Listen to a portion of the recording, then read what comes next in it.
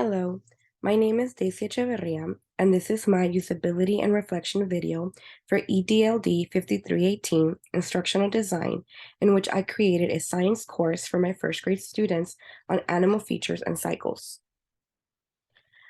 For my first question, I was to reflect on who I was able to have conduct the usability testing, and if I was able to get the right people, why or why not, and what I could do better to improve this in the future. For my usability testing, I was able to have 3 of my teacher colleagues look through, participate, and provide feedback. They could go through the course and engage in the assignments as if they were students, but also kept their educator position when providing feedback. These teachers all teach science, one at the same grade level as me, first grade, and the other 2 at different grade levels, kindergarten and second grade. I chose these teachers to participate in this experience because they understand what our students need to complete different activities successfully. Having different grade level teachers also allows me the opportunity for feedback on where the learning is leading as the students continue their education on this campus. These individuals were comfortable navigating through the Google Classroom platform and could provide adequate feedback to some changes that needed to take place. Something I could improve on in the future is to include a range of teachers who might not be as comfortable moving through the platform, as this will also reflect some of the students. I can also include a group of students to interact with Google Classroom to get student feedback on this project. For my second question, it was, what impact did your platform have on the testing and results? The LMS that I decided to use for this project was Google Classroom. This platform impacted my testing and the results in a positive way, as it was something that stakeholders were familiar with. My district supports Google Suites, and the participants were able to open and participate in the different activities in Google Classroom. They each had 45 minutes to navigate the system and attempt some of the activities as students. After the testing was completed, they're able to participate in providing feedback through Google Forms. This is the Google Forms they were able to complete, and as you can notice, some of the questions range from multiple choice to free response to even having a gauge of a 1 through 5. My next question was, what were the lessons that I learned from the usability testing feedback? The usability testing feedback allowed me to understand better how users would feel when utilizing my Google Classroom. I had a clear goal for the users, but having others try out the program made me realize that some aspects of the Google Classroom was not as clear to others. My stakeholders were clear when providing feedback. Although there were many positive comments, they also provided some constructive feedback. I learned that my project needed more audio opportunities for some students who were not as comfortable reading English or reading at all.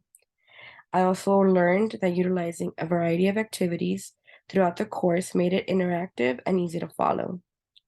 Overall, the feedback was positive and helpful for the adjustments that I needed to make. The next question was, what have I done to the design to address the usability issues related to the testing? And what have I added or taken away? In order to address the usability issues related in the testing, I have added more video components related to the content and objective of the week for students to have easy access to audible content. For example, in week 2, the book, before I only had a digital book, and now I also have a read aloud book with audio. Another issue I addressed after the feedback from my stakeholders was converting attached documents to Google Slides to ensure they were easily opened by first graders, but also so that they could each have a copy and interact with the work.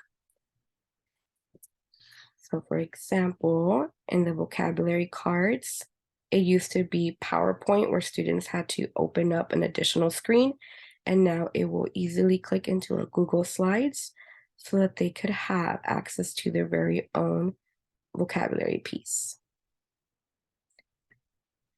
Apart from those additions and adjustments, the rest of the course remained the same, as it had a variety of assignments for each week that my stakeholders enjoyed and found useful for the unit. The stakeholders liked the Google Suite tools I included in the course because they were student-friendly and would also capture the knowledge they needed to succeed. The next question is, how was this process improved your course and your learner's experience? This process has improved my course by allowing me to really understand what items might be too difficult for my students. Since the stakeholders are all science content teachers, they also were able to identify what students enjoy and also what sections needed adjusting so that students are engaged in the learning. My course has fluidity between modules and a variety of assessments and activities to keep students engaged in their learning. My next question is, how has the testing impacted your alignment of course outcome, activities, and assessments? This testing did not impact the alignment of my course as the stakeholders gave me positive feedback on the organization of the course. The outcomes and activities and assessments also remain the same as the parts that were adjusted were more technical or for more additional explanation for the students. So as we can see, some of the results included the usability was easy to go through and easy to follow. How will you address the infrastructure system and support needs and issues the learner may face? I will utilize the feedback from the stakeholders to address infrastructure issues. I will also have feedback embedded into my week 2 module so the students and learners can give me their thoughts as they take the course so that I can address those before the course is over. Having that in the course will help me address my current student needs. I also included office hours and meeting times in which students can ask me any questions that need to be answered to ensure their success in the course. Students can access my email and phone number and as an added support in the syllabus and in the Start Here module. In the syllabus there and in the contact me. Thank you for listening to my usability and reflection.